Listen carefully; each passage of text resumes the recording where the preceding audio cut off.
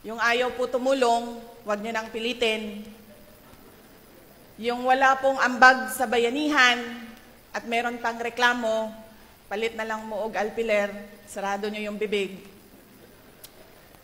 Pangalawa po, Brigada Eskwela is pinasimple po namin. Kung nakita ninyo sa department order na nilabas namin, pinasimple namin para maintindihan na lahat.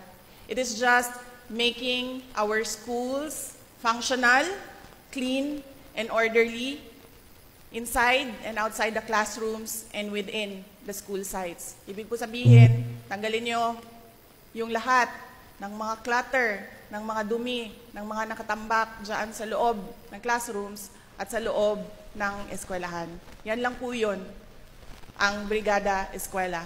Yan lang po ang dalawa na gusto namin na maalala ninyo sa Brigada Eskwela ngayong taon na ito. Syukran.